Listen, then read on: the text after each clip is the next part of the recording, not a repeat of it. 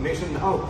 My name is Rajiv K. Bajaj, and with me as usual I'm Pradeep Tambia. And right now we are at a very, very important place. And perhaps easily the most successful Muslim woman's entrepreneur in India. Nohira Sheikh Sahiba is right now with me. And why do I deliberately use the word Muslim entrepreneur? I know I shouldn't. मैं जानता हूँ ज़्यादातर प्रदीप भाई मैंने जिंदगी में आज तक कभी ऐसी शब्दावली का प्रयोग नहीं किया but this is really important. She is one person who has broken the mold, who has broken the glass ceiling and has proved that she can be really and truly successful. First, congratulations on all that you have achieved, man. बहुत मुबारकबाद आपको कि आपने अभी तक जो कुछ achieve किया है उसके लिए बहुत मुबारकबाद। और आप जेल से बाहर आ गई, सुप्रीम कोर्ट ने आपके फेवर में रूल किया। अब आप ये बताइए कि अभी आप you started something called digital gold, उसके बारे में जरा बताइए। काफी बचपन से मुझे बिजनेस माइंड था, बिजनेस फैमिली से हो, तो बिजनेस को स्टार्ट करने के बाद कई चीज़ों का सामना करना पड़ा। और ये बिजनेस में एक सोशल वर्क वुमेन भी हूँ और महिला एम्पावरमेंट करने के लिए काफ़ी सालों से मेहनत की थी। अब कुछ लोग थे जो पीछे लगे हुए थे और गलत मेरे ऊपर इल्ज़ाम भी लगाए और बहुत गलत इल्ज़ाम, मगर उसमें सुप्रीम कोर्ट ने आर्डर किया क्योंकि कोई एविडेंस नहीं थे ऐसे। और ये सब कुछ मुझे घुमाया जा रहा था हर तरफ ले जाकर, कहीं पर 20,000 का FIR हो गया, कहीं 30,000 का, कहीं पर दुपट्टे का शॉपिंग मॉल में खराब हो जाने का FIR, कहीं पर कुछ। अब लीगल प्रोसीजर था, मैं ना एजेंसीज को कुछ कह सकती हूँ ना कुछ भी। मुझे जुडिशियरी पर यकीन था और मुझे इंडियन कॉन्स्टिट्यूशन के जो एक्ट थी, एविडेंस एक्ट थी, उस पर भी यकीन था कि ये प्रूफ हो नहीं पाएगा क्योंकि कभी मैंने ऐसा नहीं किया है। तो मैं बहुत बड़ी खुश हूँ आज के सुप्रीम कोर्ट ने कहा कि इनके प्रॉपर्टीज को पूरा डिफ्रीज करो और इनको बिजनेस करने दो और इनके चाबी जो है हैंड ओवर करो। इवन ED ने, CID ने, CBI ने सब ने इन्वेस्टिगेट किया इसको एक ही बार में, पूरे टोटल एजेंसीज ने। मैंने कहा खुशी से करिए, आप कोई बात नहीं, और भी कितने साल भी करिए, है नहीं कोई चीज। और ना मैंने कोई बैंक में लोन लिया है, ना कभी गलत किया है। मगर एक बात है कि मुझे मेरे बंदों की, मेरे मेंबर की फिक्र है, मेरे इन्वेस्टर की मुझे फिक्र है कि उन तक मैं जल्द पहुंच जाऊं और उनके मुश्किलों को मैं आसान कर दूं। आज मुंबई में भी आकर बैठने का मकसद यही है। जब मैं मुंबई पहले दिन आई 6 फरवरी इधर ओपन के लिए, तो लोगों ने कुछ रेंट के लोगों को लाके अलग से हंगामे किए, मगर बहुत अच्छा है कि मेरे लोगों ने मुझे काफी अच्छा रिस्पांस दिया, बहुत खुश हो गए, बोले कि आप हमारे सामने हो, 20 साल से हमने आपको देखा है, कभी लेन देन में कभी आपने ताकीर नहीं की, हालात ऐसे आ गए, अभी आप हम पर भरोसा पूरा करते हैं। अब आपने कहा कि डिजिटल गोल्ड जो आप आइंदा के दिनों में 4-5 साल के बाद पेपर ही वर्ल्ड में खत्म होने वाला है अगर अंदाजे में जाएंगे, तो इसलिए मैंने डिजिटल प्लेटफॉर्म शुरू किया है ताकि हमारे यूथ को एक जॉब मिल जाए और हमारे जो बेरोजगार हैं उनको एक जॉब मिल जाए। अब विलेजेस में इसकी ट्रेनिंग होगी और ट्रेनिंग होकर उनको ऑनलाइन प्लेटफॉर्म पे आके बिजनेस कैसे करना है और प्रॉपर्टी पेमेंट करने के बाद उनके पास कैसे सिक्योर रहेगी, इस पर जो है मैं ये कर रही हूँ। और हमारा digital to physical gold. Okay, now wait a minute. Just a minute. Now, what I thought was that this digital gold is cryptocurrency. Is it cryptocurrency? Is it going to be like a Bitcoin or something like that, or is it different? This is a no crypto, but Kitco market, Kitco gold world market जी पे इसका price fluctuate होता है। Okay. आप online जाते हैं, online जाने crypto का मतलब क्या है, आप कभी हाथ में देख ही नहीं सकते ना। हमारा तो ओरिजिनल कॉइन्स जो है आपको हाथ में मिल जाएंगे। आप घर में बैठे जहां से भी ऑनलाइन पे ऑर्डर करेंगे, आपकी मर्जी पे है कि आप बैंक वैलेट में सेफ रखें या आप गोल्ड को उसको डिलीवर ले लें। और पेमेंट करने के बाद आपको 2 ऑप्शंस है।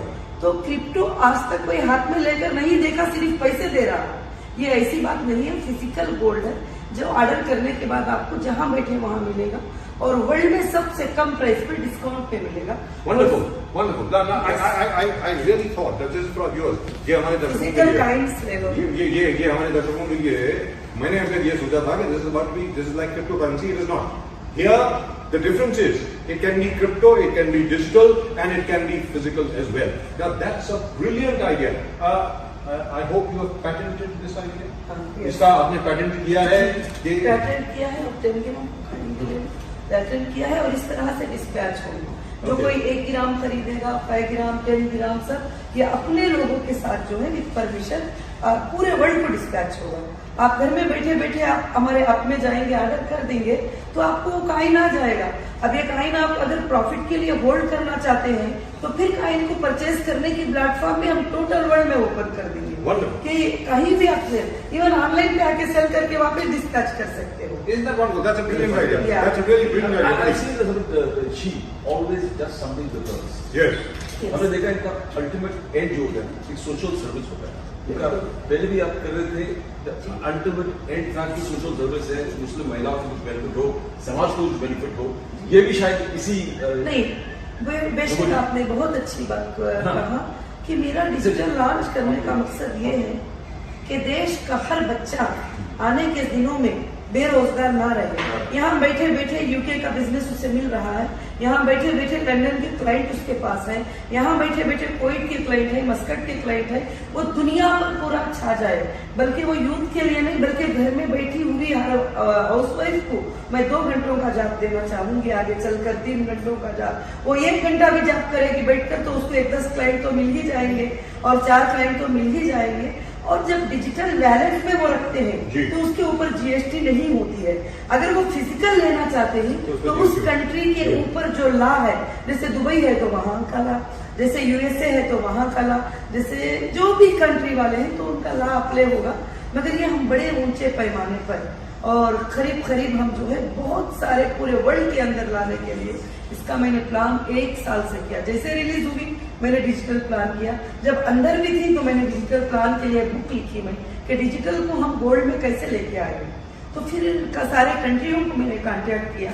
अब आइंदा के दिनों में टोटल इंडिया में और सारे वर्ल्ड के कंट्रियों में हमारे ऑफिस स्टार्ट हो जाएंगे ताकि हमारे कस्टमर को सपोर्ट मिल जाए। अब ये बिजनेस एक सिक्योर बिजनेस होगा कि इतने दिन इन्वेस्टमेंट कर दो, पैसे से हम ट्रेड करेंगे, ये नहीं होगा। जैसे आप इन्वेस्ट करेंगे आपके वैलेट में आपके कॉइन होंगे और कोई उसको निकाल नहीं सकता जब तक कि आप वापस उसको सेंड नहीं करते किसी को। आप और हम ज्वेलरी से एसोसिएट हो जाएंगे, टोटल इंडिया के ज्वेलरी जितने भी चाहेंगे। तो अभी मैं मुंबई में बात कर रही थी तो काफी ज्वेलरी से एसोसिएट होने को तैयार हो गए। अब जो भी डिजिटल का वैलेट लेके जाएगा और वो ऐसा स्वैप करेंगे, ज्वेलरी दे देंगे आपको, आपके वाइफ जाएंगे ज्वेलरी खरीदेंगे, आपके बहन जाएंगे ज्वेलरी खरीदेंगे, सब लोग। बस No wonder Mr. Asaduddin Owaisi is such a big fan of Noya Sheikh. तो ओवैसी साहब को आपके साथ क्या प्रॉब्लम? मतलब why did he go out of his way to do whatever he did? You know, this is like he was very insecure. Actually, क्या politically insecure हो गए आपसे? क्या हुआ मतलब? मुझे देखिए अब तक तो पता नहीं उनको क्या हुआ और कभी ना मैंने उनसे दुश्मनी की है, ना कभी उनसे बुरी बात कही है, ना कभी उनको मैंने गाली दी है, या कभी नहीं। 2012 में उन्होंने एक FIR करवाया। अब हो सकता है वो किसी के कहने में बहकावे में करे थे या मुझे नहीं पता। हर एजेंसी का इन्वेस्टिगेशन उनके FIR पे होने लगा क्योंकि अब मेंबर ऑफ पार्लियामेंट दे दिए तो लोग तो कहते हैं कि नहीं भी रहा तो कर दो, बाद में देखा जाता है जो भी है। तो मैंने हर जगह जवाब दिया है, हर जगह रिप्लाई दिया है, मगर कई जगह पर लोग आकर कमिटमेंट की बात और झुककर चलने की बात कहते हैं तो ये नौहीरा शेख का काम नहीं है। जब उसूलों पे टकराना आता, जब उसूलों पे बात आ जाती है तो टकराना जरूरी है। मैं ये सीख लिया है और मैं उसूलों को कभी छोड़ने वाली नहीं हूँ, मेरे उसूलों को। तो बस Did he put any pressure on you? Did Mr. Owaisi put any pressure on you or any other politician? किसी और पॉलिटिशियन ने आपके ऊपर कभी कोई दबाव डाला कि आप हमारी मदद करें, हमारी पॉलिटिकल पार्टी में कुछ इतना डोनेशन दें या कुछ ऐसा करें? ऐसा कभी हुआ? जी, उन्होंने डायरेक्ट किए या नहीं मालूम। आज तक जो मुझे बदनामी हुई वो उनके पार्टी के ही लोग और MIM लीडर्स करके ही यूट्यूब पे बैठ के मुझे बदनाम किए। ये जितने जो 29 FIR हुए थे वो उनके ही लोकेशन के लोग थे जो भी किए और उनके ही खरीद थे। वो उनको डांट सकते थे, वो बता सकते थे जो कुछ भी था, मगर ऐसा नहीं हुआ। मगर मैं एक औरत थी, मगर जस्टिस पर मुझे फाइट करना था और मैं करती हूँ और करती रहूंगी। Congratulations, really proud of you, really and truly proud of you. I think everybody in India should be proud of you. Thank you so much. जिस तरीके से कहेगा शेख साहिबा ने बिना डरे बिना घबराए एक एक चीज का मुकाबला किया है, I think that should be an example to just about everybody everywhere. No wonder her party is called what is it, Mahila Empowerment Party, isn't that right? Mahila Empowerment Party. I mean that's amazing. Pradeep, sir we want to know that सबसे बड़ा पहले जो आपको issues आए थे legally उनके collective investment scheme है कि नहीं, आप समझ सेविंग के Ponzi scheme है कि नहीं है? पॉलिसी स्कीम्स है, फिर कह रहे हैं कि prize chit money circulation banning act है कि नहीं, बिकॉज आज के it's a business, it's a Perfect. तो जो पहले लोग अफेक्टेड थे, जितने बहुत सारी कंपनीज जैसे हम लोग सहारा, बहुत सारी कंपनीज है, सहारा में कलेक्टिव इन्वेस्टमेंट स्कीम सेबी के वायलेशन, फिर लोकल जो prize chit money circulation banning act के वायलेशन, तो अलग अलग रेगुलेशंस ऑफ सेबी के वायलेशन। तो आप लोग जानना चाहते हैं कि ये जो आपकी स्कीम है, वो fantastic scheme. I mean, the government of India is probably thinking of digitalizing gold and bringing it to the market. Yes. And she has taken one step ahead, giant step ahead of the Indian government and started the scheme herself. तो क्या ये SEBI act का कई violation होगा, नहीं होगा? Prize chit money circulation banning act का violation होगा, नहीं होगा? बिकॉज लोग चिंतित है, लोग इन्वेस्ट करना चाहते हैं, लोग बिजनेस में जुड़ना चाहते हैं, बट प्रेशर में नहीं आना चाहते। and number two, this बारे is में not a. थोड़ा भाई I hope it is not a. बहुत collective जरूरी investment क्वेश्चन scheme. थे, जी, जरूरी क्वेश्चन जी, थे, please. इसका डिक्लेरेशन होना जरूरी है। सीबी जब इन्वॉल्व होती है, जब मैं स्टॉक को एक्सचेंज में लेके जाऊँ, जब उनका वो रिक्वायरमेंट होता है। यहाँ पर मैंने मनी कलेक्शन नहीं किया है, ना सर्कुलेशन किया है, मैंने बिजनेस किया है, इनकम टैक्स पे किया है, जीएसटी पे किया है, तो इसमें वो सारे एक्ट एप्लीकेबल ही नहीं होते। और हमारे जो कस्टमर के पास जो एक रिसिप्ट होती है, उसमें होता है गोल्ड यूनिट परचेसिंग रिसिप्ट, तो उन्होंने ये गोल्ड यूनिट परचेस कर लिया। ये डिजिटल तो अभी इंडिया में आया है, मगर हीरा ग्रुप ने इस डिजिटल को सालों से चला रही है। जो भी वो सर्टिफिकेट लेके आते हैं, उनको कॉइन मिल जाते हैं, ज्वेलरी मिल जाती है, पेमेंट मिल जाता, तो इसमें कोई भी नहीं है, ये बिजनेस है। और ये पूरे इंडिया के यूथ को आने के दिनों में 40,000 को जॉब देने का फैसला कल कमेटी में हुआ है। हर स्टेट के लैंग्वेज वालों को 1,000 स्टाफ को हम जॉब देंगे यूथ को। अभी लिंक भी स्टार्ट हो रहा है, उसका एक सॉफ्टवेयर स्टार्ट हो रहा है, वो बैठकर काम करेंगे, उनको रोजी घर बैठे बैठे मिल जाएगी, कहीं भागने की जरूरत नहीं। कोविड आ गया, शॉपिंग को जाने की जरूरत नहीं, उन्होंने जाकर बाहर जॉब करने की, बैठकर अपाहिज में बैठकर घर में मोबाइल आता है तो जॉब कर सकता है, बैठकर सेल कर सकता है, बही कर सकता है। अब यहाँ पर ये बिजनेस जो होता है सिर्फ एक उंगली पे हो जाता है। अभी आप देखिए कि ये कॉइन होगी है सिर्फ रिटेलर के लिए होगी, 1 ग्राम की कॉइन होगी 22 कैरेट, 24 कैरेट, और 5 ग्राम की कॉइन होगी 10 ग्राम। इतना ही कुरियर जाएगा, क्योंकि कानून है, उससे बढ़कर कुरियर नहीं जाएगा। कहीं पर भी लॉस उनको हो सकता है। ये भी सिक्योर कुरियर से जाएंगे, ट्रांसगार्ड, ब्लू डार्ट, ऐसे कुरियर बहुत सारे अच्छे कुरियर्स हैं जो गोल्ड के लिए, उससे जाएंगे। अभी कोई होलसेलर मुझे परचेस करने आएगा, उसकी कंपनी होना चाहिए, उसके पास लाइसेंस होना चाहिए, और वो गोल्ड बार परचेस करेगा तो उसको 7 to 10% डिस्काउंट मिलेगा, मगर क्वांटिटी पे जैसे वो 100 किलो परचेस करना पड़ेगा। जब भी ट्रांसगार्ड को गोल्ड डिलीवरी कर पाता है बैंक से, क्योंकि टोटल मेरा ट्रांजेक्शन बैंक से ही हुआ है। और जो कोई वैलेट पे होल्ड करना चाहता है इस गोल्ड को, तो वैलेट में होल्ड करके वो दुनिया के किसी भी कोने में जाके गोल्ड खरीद सकता है। इस तरह एसोसिएट अब हीरा ग्रुप हो जाएगा, हो गया है, प्रोसीजर भी कंप्लीट हो गया है। कहीं भी आप यहाँ तक के कोई भी शॉप में जाइए, बोले मेरे वैलेट में 5 कॉइन, मुझे अभी गोल्ड चाहिए, ज्वेलरी चाहिए, मेरी बेटी की शादी है, मुझे ये चाहिए, तुम्हें मिल जाएगा। एक लीगल क्लियर बिजनेस है, बैंक टू बैंक। आज तक 27 टाइम मुझे अरेस्ट किया गया, 27 टाइम। मैं एक औरत होकर 810 डेज पुलिस कस्टडी में थी, जबकि इंडिया के सबसे बड़े क्रिमिनल को 14 दिन से ज्यादा कस्टडी में रहने का ये नहीं, बल्कि प्रेशर ऐसा डाला गया कि कहीं 7 दिन, कहीं 14 दिन। केस कितना 50,000 का, जबकि EOW 2 करोड़ के बिलों वो केस बुक ही नहीं कर सकती। अब वो आइंदा के दिनों में जब PIL जाएगा सुप्रीम कोर्ट में, मैं जब पूरी पब्लिक के लिए एक एक्ट नया लाने वाली हूँ कि ऐसा जुल्म तुम करेंगे, जब मुझे अरेस्ट किए थे तो मेरा बिजनेस चल रहा था, मेरे माल्स चल रहे थे, मेरे माल्स पूरे रनिंग थे। अब कोई मैं नया प्रोडक्ट नहीं लाई हूँ, ये सब मेरा ओल्ड प्रोडक्ट है, अभी मैं शोरूमों में लगा रही हूँ। तो मुझे 25 लाख के लिए, 20 लाख के लिए, 2 लाख के लिए मुझे उठाकर अंदर सलाखों में डालने की जरूरत क्या थी? मुझे पूछते थे, मुझे एक नोटिस देते थे, अगर मैं कहती कि नहीं मैं ये नहीं पे करूंगी तो मुझे अरेस्ट करते थे या कुछ भी करते थे। ऐसा कुछ नहीं किया गया। 10 को मैं अनाउंस करती हूँ कि मैं तेलंगाना स्टेट में कंटेस्ट करूंगी और भी 5 स्टेट में कंटेस्ट करूंगी। लोकसभा में मैं 545 सीट्स मैं कंटेस्ट करूंगी। बस मैं 14 को अरेस्ट हो जाती हूँ। अभी पार्टियों के बारे में भी आपने सवाल किया, हर पार्टी चाहती है मुझसे ज्वाइन करना, मगर मैं नहीं चाहती हूँ किसी से अभी ज्वाइन करना। जब तक कि मैं कुछ करके ना बताऊं गरीब लोगों को लेकर, गरीब तबके को लेकर, मैं किसी भी पार्टी में ज्वाइन नहीं, बल्कि मैं गरीबों को पावर देना चाहती हूँ। मालदारों को नहीं, जो ऑलरेडी पार्टी में बैठकर पावर दिखा रही हैं, उनको नहीं पावर देना चाहती हूँ। मैं उनको यह पावर करना चाहती हूँ जो दबा हुआ तबका है, और मैं देश को एक मोहब्बत का पैगाम देना चाहती हूँ। मजहबी बात पार्टी में नहीं आएगी, और हम सब सेकुलर हैं। जहाँ इंडियन कॉन्स्टिट्यूशन आता है वहाँ सबका राइट एक ही है। मैं ये बात लोगों को बताना चाहती हूँ जिनको अभी इसके बारे में नॉलेज ही नहीं है। कोई भी पॉलिटिशियन कभी कॉन्स्टिट्यूशन की बात करते ही नहीं, क्योंकि खुद उनको नहीं मालूम है। मैंने कॉन्स्टिट्यूशन को स्टडी किया है, मुस्लिम के राइट को। जब मैंने अरेस्ट हुई, मैं हिजाब पहनने वाली औरत हूँ। मैं कभी आज तक किसी भी कंट्री में बगैर हिजाब के कोई मीटिंग नहीं किया। मैं हमेशा हिजाब से रहती हूँ, मैं हिजाब को नहीं निकालती हूँ। मैं पहली बार जब अरेस्ट हुई तो मुझे बगैर हिजाब के कोर्ट को आने को कहा। मैंने कहा जय की मान्यता मुझे दो। कौन से पेज में लिखा है कि मैं बगैर बुर्के के कोर्ट में जज के सामने हाजिर होना है? मैं बगैर बुर्के के तो मर जाऊंगी। ये अल्लाह का हुक्म है, मुझे पहनना जरूरी है, मैं निकालूंगी नहीं हिजाब किसी भी हालत में।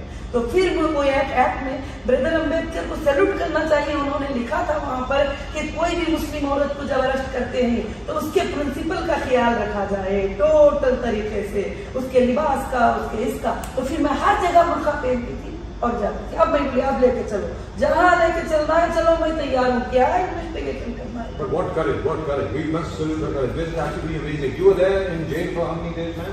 810 days? Is that right? 810 days police custody. Police custody. Wow. Two years, 4 months in jail. In judicial custody. In jail. JC. So now you have joined the elite group of people like Govind Ballabh Pant, like Pandit Jawaharlal Nehru, like Mahatma Gandhi, Perfect. like Maulana Azad. Perfect. Wonderful. की So बात बहुत congratulations. perfect है कि मैं एक freedom fighter बनना चाहती हूँ। मैं महिला लोगों की आवाज बनना चाहती हूँ। मैं दबे हुए तबके को उठाना चाहती हूँ। ये जो रेवड़ी सीटरों को जो सीट मिलती है उस पर अच्छे लोगों को बिठाना चाहती हूँ। और जो रेवड़ीइज्म, जो पॉलिटिकल की शक्ल जो खराब की गई है, उसको देखकर लोग घबरा कर जो 10 किलोमीटर भागते हैं, मैं वो नहीं, बल्कि आपके जैसा नॉर्मल लिबास में रहकर लोगों को गले से लगाए कि वो एक MP है, नॉर्मल लिबास में गले को लगाए वो एक MLA है, वो एक कॉर्पोरेटर है, जो लोग पहचाने नहीं वो लोगों में रहे। कल हमारी मीटिंग हुई थी तो मैंने यही कहा कि आप यूनिफॉर्म चेंज नहीं करोगे, आपका स्टाइल अलग नहीं करोगे, आप नॉर्मल स्टाइल में रहोगे, सबसे मुलाकात करोगे, क्योंकि पब्लिक उसे करती है, पब्लिक की खिदमत करेगी। Wonderful. That's really wonderful. Now there's one question which is now. अब ये सवाल मतलब बहुत जरूरी है पूछना क्योंकि देखिए आप जो भी सवाल जैसा करते हैं वैसा करिए जी। मैं कभी किसी को नहीं कहती कि सवाल पहले प्रिपेयर करके लो, मैंने जिंदगी में नहीं पूछा जी। अब यहाँ मैं जो हूँ अंदर वो आंसर आ जाता है। अब ये बताएं, जो पुराने जो आपके इन्वेस्टर जी, उनके लिए आपने क्या सोचा? When will you be able to repay the money? When will they be able to see their investment back? And so on and so forth. बहुत अच्छा सवाल है। मैंने सारे इन्वेस्टर से मीटिंग किया है और उनको मैंने एक ऑफर दिया है। जो ये इन्वेस्टर जो कहते हैं ना, ये मेरे IBG मेंबर सारे लोग इन्वेस्टर नहीं है जी। जिन्होंने भी इन्वेस्ट किया है उसमें से 90% ऐसे लोग हैं जो 1 लाख के 2 लाख खा चुके जी। वो मुझे ये नहीं बोल सकते कि तू चीटर है। अगर मैं चीटर होती तो 1 लाख में से लेके चली गई है। और उनके लिए ऐसे ऐसे ओन प्रॉपर्टीज बना के नहीं छोड़ी, सब कंपनी के नाम से है। ये जितने भी टावर्स हैं, जो भी ऑफिसेस हैं, जो कुछ भी है, मैंने बनाया है। अब मैंने उनको कहा है कि अभी एट प्रेजेंट आपकी इमरजेंसी के लिए मैं 20% विदाउट डेटा, क्योंकि डेटा नहीं दे रहे हैं, सुप्रीम कोर्ट 3 टाइम ऑर्डर किया कि डेटा दे दो, डेटा दे दो। मैंने उनको ऑफर किया है कि मुझे टाइम दो, मैं आपको अभी 20% इमरजेंसी पे पेमेंट करूंगी, जैसे मैं और स्टेटों में किया है, मैं तुम्हारे लिए भी करूंगी। अब आगे चलकर आपकी मर्जी है कि आपको गोल्ड कॉइन चाहे तो कॉइन को कन्वर्ट कर लो, आप डिजिटल में वैलेट लेना चाहते हो तो वैलेट में आप ट्रांसफर कर लो आपके कॉइन। आज हमारे कॉइन का प्राइस $82 है, कितना है $90 है, सॉरी $90 है, $94 है, $94 है। आप हिसाब करो, डिस्काउंट के साथ अपने वैलेट मेरे को आपसे कुर हो जाएंगे, मैं ये भी बोल रही हूँ। तो आप उनकी मर्जी पे चॉइस है, सब बोलते हैं नहीं हमको कंटिन्यू करना है, हमको बिजनेस करना है आपके साथ, इतने सालों से आपने देखभाल किया, हम अभी छोड़कर नहीं जाएंगे। अब जो लोग उस घबराहटी में डिसकंटिन्यू कर दिए थे, हमको बिजनेस नहीं चाहिए, मैंने कोर्ट में उनका रिकॉर्ड सबमिट कर दिया, मैंने उनके डीडीज जमा कर दिया, अब वो बोलते हैं नहीं हमको कंटिन्यू करना। जब हम घबरा गए थे, जब हम ये हो गए थे, हम तुम्हारे साथ में जुड़ना चाहते हैं। You can't really blame them. अब देखिए हर जगह पर अगर आपके खिलाफ या किसी और के खिलाफ भी अगर इस तरीके से पब्लिसिटी हो रही है, इस तरीके से बार बार कहा जा रहा है कोई चोर है, फ्रॉड है, चीट है, ये है, वो है, तो लोग घबरा ही जाएंगे। बिल्कुल You can't blame them. नहीं, उनका घबराना लाजिम, और मैंने शुक्रिया अदा किया उनका, जो मेरे साथ आप खड़े थे, मैं शुक्रिया अदा करती हूँ। और आपका विड्रॉल लेना आपका हक है, मैं कभी मना नहीं करूंगी आप पर, मैं कभी गुस्सा नहीं करूंगी। अभी लोग ऐसा आ रहे हैं, मगर लीगल टीम ने कहा है अभी अर्जेंट मत करो, हम सोचेंगे, उनके बैकग्राउंड को चेक करके लेंगे, ताकि टॉर्चर्स करने वाले नहीं चाहिए, बस इतनी बात है। Now here, I know Pradeep you also want to answer. Just one very long question, which is the Supreme Court has ordered कि आपके जितने भी हार्ड डिस्क थे, जितने भी आपके सर्वर्स थे, वो सब जब्त कर दिए गए, उनको वापस दिया जाए या उनकी कॉपीज आपको लेने के लिए परमिट किया जाए। तो अब तक क्या वो इंफॉर्मेशन आपको मिली है या नहीं मिली है? आपके रिकॉर्ड आपके पास वापस आए हैं या नहीं? अभी तक तो मुझे कोई चीज नहीं मिली है। सुप्रीम कोर्ट 3 बार ऑर्डर की है, कॉपी की बात तो इसमें आती नहीं है, वो डेटा स्ट्रक्चर को आप जान सकते हैं। 200 TB का डेटा है, वो USB में कैसे आएगा? जब वो आता भी है तो पूरा वर्ल्ड उसको सर्च करेगा, कैसे सर्च करेगा? आपकी user 200, we're talking about 200 terabytes. TB, yes. We're talking about 200 terabytes. Yes. We're not talking about 200 gigabytes. जी जी जी, ये डेटा प्लान हमारा 2022 तक का डेटा प्लान है, और 16,000 SFT की बिल्डिंग में वो डेटा स्ट्रक्चर लॉन्च है, तो वो USB में कैसे आएगा?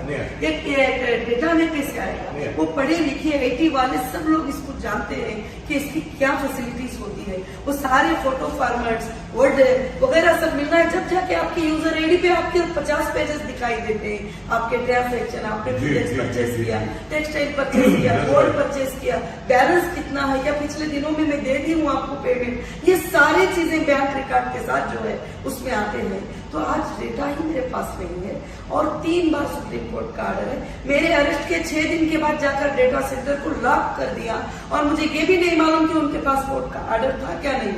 जब एक बंदे ने कंप्लेंट किया है तो पूरे लाखों के बंदों का डेटा बंद करने की क्या जरूरत थी? कम से कम वो खुश तो होते, यूजर ID लॉगिन होते, डेटा सेंटर को चलने देते। मगर अब वो डेटा कहाँ है? FSL के पास बोल रहे हैं, FSL के पास है, हमको 2 महीने टाइम दो। अभी भी आप सुप्रीम कोर्ट का ऑर्डर देख सकते हैं कि 3 डेज में डेटा दो, 3 डेज में डेटा दो। ये देखो सुप्रीम कोर्ट का ऑर्डर है कि 3 डेज में डेटा दो।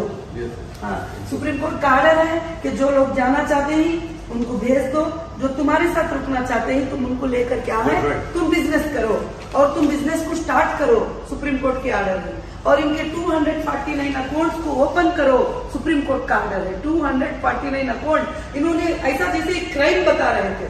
249 मीरा ग्रुप के अकाउंट के हैं कि अरे अकाउंट है, लीगल ट्रांजैक्शन है, इतनी बड़ी कंपनी है, नेशनल इंटरनेशनल है, तो अकाउंट तो होंगे, सीधी बात। So what has the branch wise? So ma'am, what did the Assistant Solicitor General what has he said?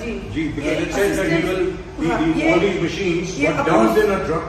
That's what the court says, and were taken away. Has the ASG clarified this or not? वो अभी तक नहीं clarify किया, हर वक्त time पूछ रही है, अभी तक क्लैरिफाई नहीं किए। तो इस बार ट्वीट किया है सुप्रीम कोर्ट के बार काउंसिल के ऊपर, ट्वीट किया है इस बार कि क्यों विदाउट एविडेंस सता रहे हैं इस तरह से। कोई आज तक कोई एविडेंस नहीं, ईडी ने ईडी ने 3 साल इन्वेस्टिगेशन किया। मैंने कहा 1 लाख प्रूफ करो मनी लैंडिंग का, 1 लाख, ज्यादा नहीं चाहिए। 50,000 करोड़ छोड़ो, 6,000 करोड़ में मानती हूँ, अलग बात है। 1 लाख प्रूफ कर लो, जो आप बोलेंगे वो 1 lakh. But this is strange. Now, isn't this contempt of court? Pradeep, you want to go to it? Yes, go ahead. It's fantastic, sir. I think a lot of unique cases. Yes. आपकी जो matter है, जो इसी तरफ से cases हुआ है, The most unique case. and people have fought back, and you come and started the business again. Sir, we have been watching chit fund and other kind of Yes. various schemes For the last 20 years. for the past, और करीबन 100-200 company हमने देखे कि एक बार arrest हो गए, अंदर गए, वापस रिज्यूम होता नहीं। बिल्कुल, This is first मेरे time. लिए भी यही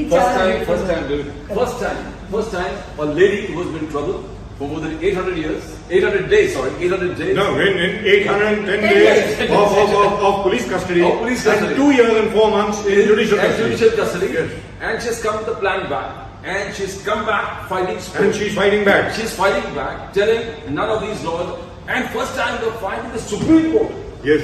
For giving such kind of orders, sir. We have been trailing so many cases. इतने सालों से केस करे, कभी सुप्रीम कोर्ट ने सामने आके ऐसे ऑर्डर पास करना अगेंस्ट एनफोर्समेंट एजेंसीज क्योंकि लाइक ईडी। तो मैं एक सोशल रिस्पेक्ट, ये जो यूथ के लिए आप बोल रहे हो, ये लीडरशिप, इंस्पायरिंग लीडरशिप है। ये लीडरशिप है जो फाइट बैक, जो बोलते हैं एक महिला जो अत्याचार से सही है, she comes back, fights, supreme court से ऑर्डर लेके आती है और यहाँ खड़े होकर धंधा पूरे इंडिया में वापस शुरू कर दिए।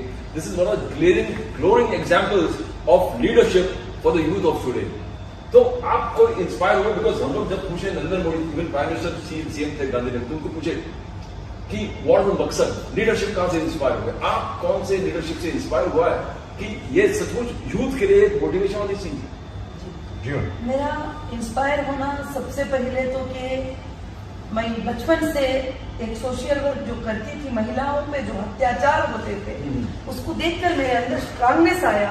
और खासकर से मुस्लिम कम्युनिटी में औरत बिजनेस नहीं कर सकती, औरत जॉब नहीं कर सकती, औरत बाहर नहीं निकल सकती, वो सिर्फ किचन के हद तक है। तो मैंने चाहा कि मैंने पहले उनको एजुकेट करूं, तो यूनिवर्सिटी मैंने तिरुपति में कायम किया और मैंने मेडिकल कॉलेज हैदराबाद में कायम किया। और मैंने जो है अभी जो मॉल्स भी वापस आने के बाद तिरुपति आंध्र प्रदेश में मेरा शॉपिंग मॉल ओपन हुआ, कुकटपल्ली हैदराबाद में ओपन हुआ, अभी मुंबई में हमारे मॉल 2 ओपन होना बाकी है, मांड्रा और वाशी मॉल्स। और मैंने ये किया, मैं इंटरनेशनल लेवल में जाकर बिजनेस करके सबको मैं एक सबक दिया कि जब हम सच्चे हैं, लीगल चलते हैं, तो हमको डरने की जरूरत नहीं। यहाँ भी मुझे बैक करने के लिए इतनी कोशिशें किए गए कि मेरी गाड़ी के सामने चंद रेट के लोग आके सो गए कि मैं हमारे ऊपर से गाड़ी चलाऊं, हमको पैसे दो। हालांकि वो ना मेंबर थे, ना IBG मेंबर उनके पास था, कुछ भी नहीं। मुझे कहा गया कि बैक डोर से आप जो है हम बैक डोर से लेंगे, मेरी सिक्योरिटी ने कहा। मैंने कहा नहीं, मैं फ्रंट डोर से ही जाऊंगी, मैं बैक डोर से नहीं जाऊंगी, क्योंकि मुझे कोई धोखा नहीं किया है, मैं फ्रॉड नहीं किया, मैं चीट नहीं किया है। मैं फ्रंट से जाऊंगी, मैं सबको जवाब दूंगी, सारे में ये कंपनी के हालात में सबके सामने रखूंगी। और मैं भागने वालों में से नहीं हूं, ना मैं भागूंगी कहीं भी, क्योंकि मुझे आता है फाइट करना। मुझे जुडिशरी पे इंडिया के मुझे भरोसा है। मैं जरूर जीत जरूर हुई। तेलंगाना ने इतना मेरे ऊपर केस लगाए, फर्स्ट मुझे अरेस्ट वहां से किया गया और मुझे बहुत सारे कोशिशें किए मुझे दबाने की, और पार्टी को डिसॉल्व करो, पार्टी को डिसॉल्व करो, हम आके कल तुमको जो है इंडिया गाड़ी में लेके जाएंगे, वो गाड़ी में लेके जाएंगे। बहुत सारे मेरे ऊपर प्रेशराइज किया गया और मैंने कहा नहीं, मैं मेरे वसूलों को नहीं छोड़ने वाली हूँ, ना मैं पार्टी को डिसॉल्व करने वाली हूँ। और तेलंगाना हाईकोर्ट ने 2019 दिसंबर 23 को एक हिस्टोरिकल जजमेंट दिया कि सब इलीगल FIR है, क्यों उठा के अरेस्ट किया है, ये तो कंपनी है, सीधा लीगल चलती है। तुमने 5,600 करोड़ का इसके ऊपर जो इल्जाम लगाया है, किधर है वो? तो 13 lakh. I mean, this is. I don't think Supreme Court ever has. Obviously, our sympathies will then lie. Obviously, Supreme Court, the bar and bench has played this. Obviously, our sympathies will then lie with the accused. No, hold on a minute. Yes. We must read the earlier part too. Sir, yes. The earlier part is most important. Now, this is very, very important. Yes. Now, this regard, that this is, we are talking about Miss Noira Sheikh, right here. The Supreme Court has said, Supreme Court observes that it has been 2 years and the SFIO, what is the SFIO? Serious Fraud Investigations Office, is unable to decipher evidence due to lack of forensic labs. Justice S.K. Kaul, one of the most respected judges of the Supreme Court, by the way, says 2 years is a long time to find evidence. Obviously, our sympathies will then lie with the accused. I never found such I have a- never, we've never found. I've never found. I have never seen the Supreme Court take such a view.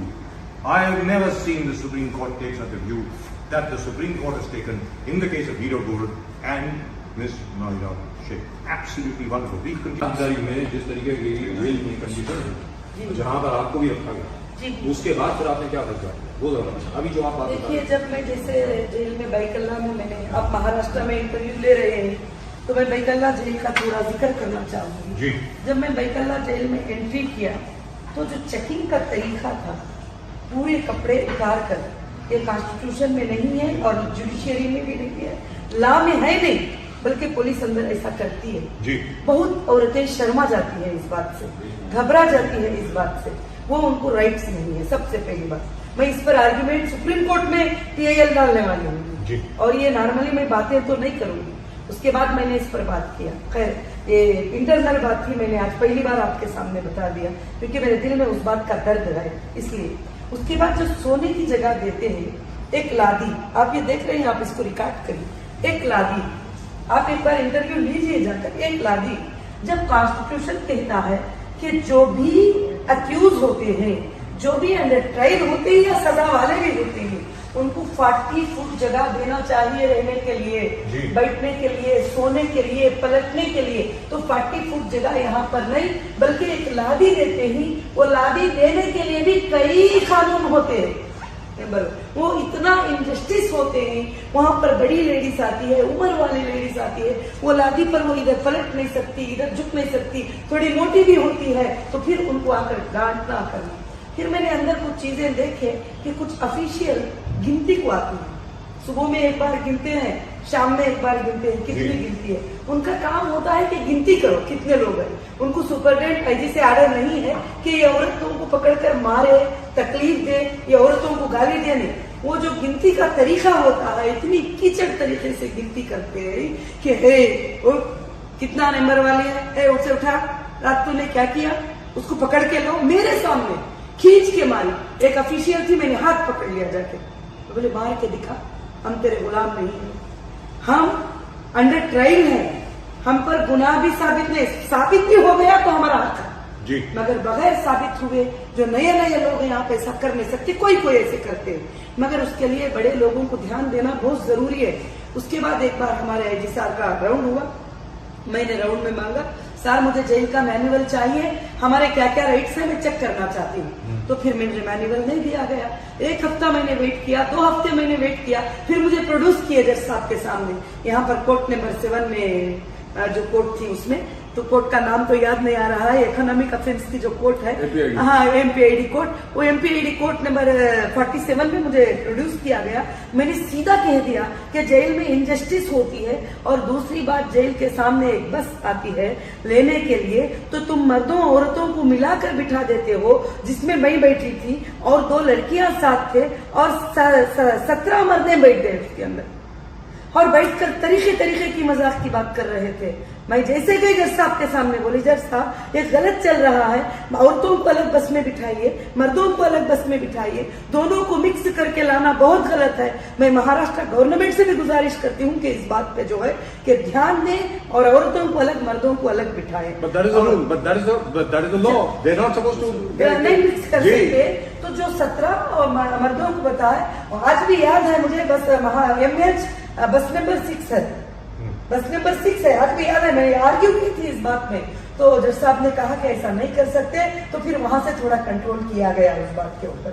और वो 17 मर्दे थे, 3 औरतें और 2 WPC, वो जो भी चाहे कर सकते थे, क्योंकि अंदर से आए ही और फ्रस्ट्रेशन में होते ही, हो सकता है हमारे ऊपर हाथ डाल दे, हो सकता है कुछ भी कर दे, और बस पूरी बंद होती है, हम देख नहीं सकते, चीख नहीं सकते, चिल्ला नहीं सकते। तो फिर ऐसी इनजस्टिस हो रही है कि ले जाते हैं उनको बकरियों की तरह, जो है इस तरह से उतारते हैं। अरे अभी कोई गुनाह किया है नहीं, साबित नहीं हुआ है, अंडर ट्रायल को मुजरिम के नजर से देखते हैं जी कि ये मुजरिम है जी। तो वहां पर फिर जैसे मेडिकल डिपार्टमेंट है, उसमें भी वैसे ही जैसे जोर डालेंगे तो देखा जाएगा, अगर जोर नहीं डालेंगे, बात नहीं करेंगे तो नहीं दिया देखा जाएगा।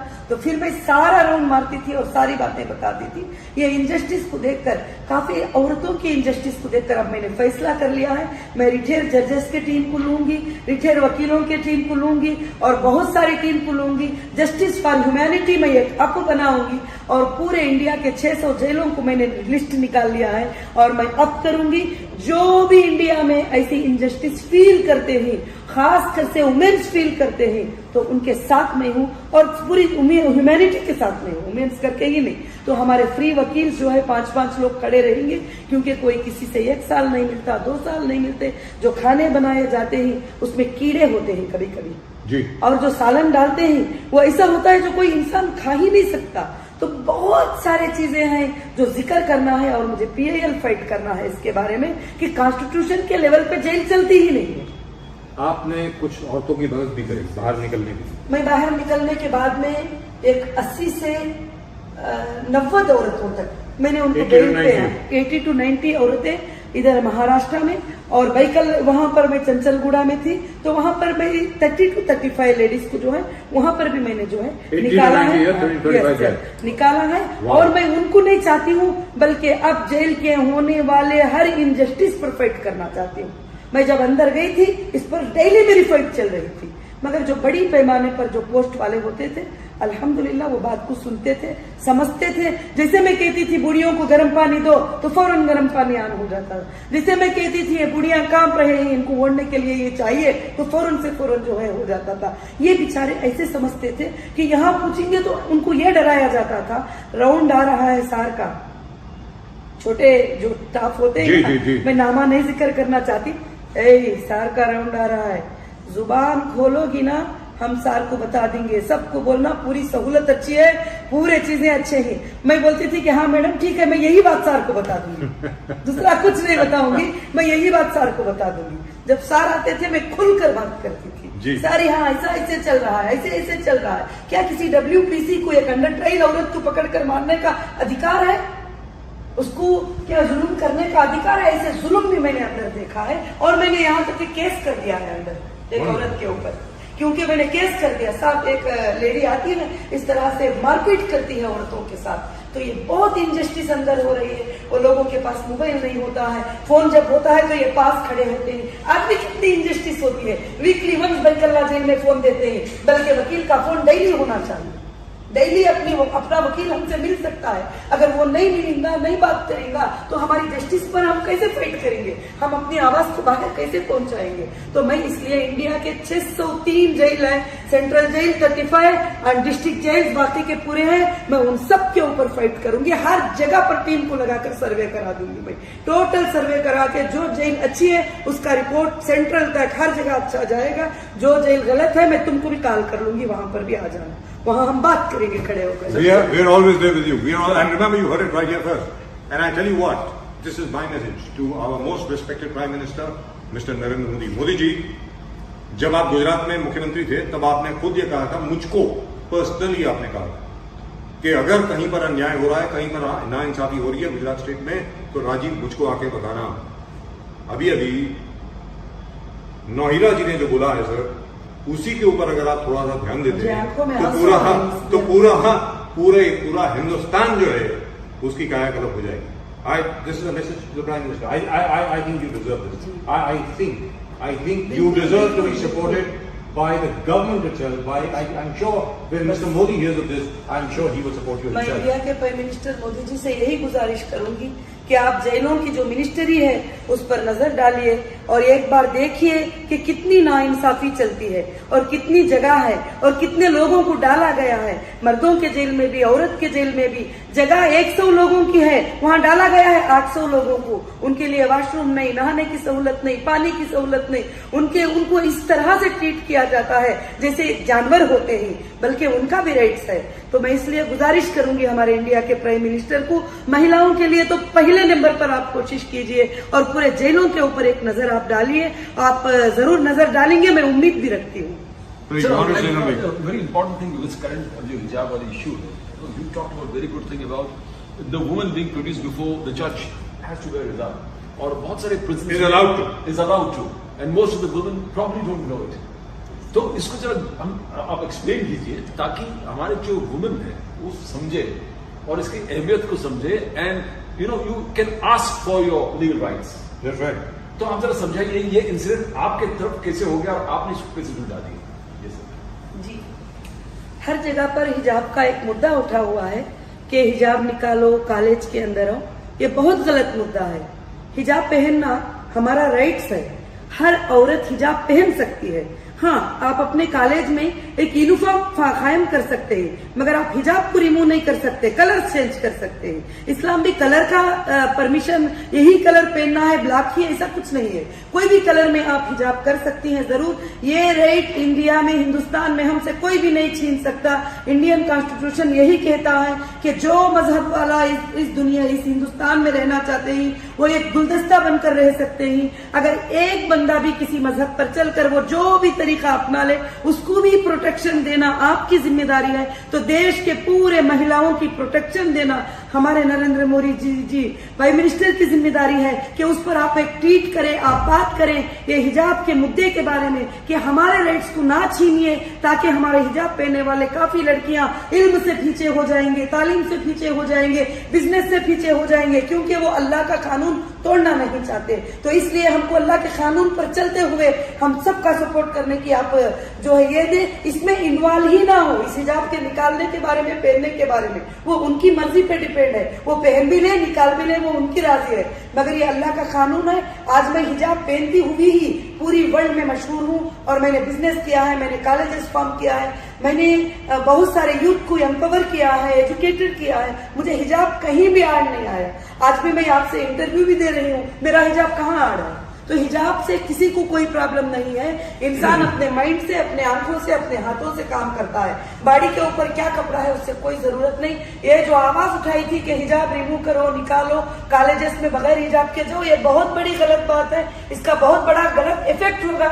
मैं देश की हर लड़की के साथ, हर औरत के साथ हूँ जो हिजाब के लिए लड़ाई कर रही है, और मैं भी हमेशा आखिरी सांस तक इस पर लड़ाई करूंगी कि हिजाब हमारा राइट और हमारी इबादत है। And now over here, let's be very clear. The schools, the colleges in Udupi, they've said that they were talking to the CFI and other people, and they said that listen, we don't mind. The girls want to wear a hijab or whatever. Let it match with the school uniform, and that's exactly what Noira ji has said. उसके ऊपर किसी को कोई objection नहीं होनी चाहिए। अगर हिजाब जो है या जो भी किसी ने सिर के ऊपर पहन रखा, after all as Sikhs we wear a पगड़ी, हम लोग पगड़ी पहनते हैं। It should match with the school uniform. That's it. School uniform के साथ मैच होनी चाहिए। अरे भाई, जैसे किसी की अगर ब्लू यूनिफॉर्म है या व्हाइट यूनिफॉर्म है, सर पे स्कार्फ ले लें। तो आप व्हाइट पगड़ी पहन के जाते हैं ना। जितने भी हमारे सिख भाई हैं सारे व्हाइट पगड़ी पहनते हैं ना। इसी तरीके से अगर हिजाब है तो फिर हिजाब को बदलना है तो फिर हम ये जुबान उठाएंगे, केसरी रंग को भी आप बदल दो। आप पूजा करने की जगह पर ये चीज को तुम बदल दो, क्या लोग मानेंगे? और दूसरी बात, इंडियन कॉन्स्टिट्यूशन में सबको राइट्स है, वो अपने मजहब के लेकर चलेंगे और लेकर चलते हुए हम सब देश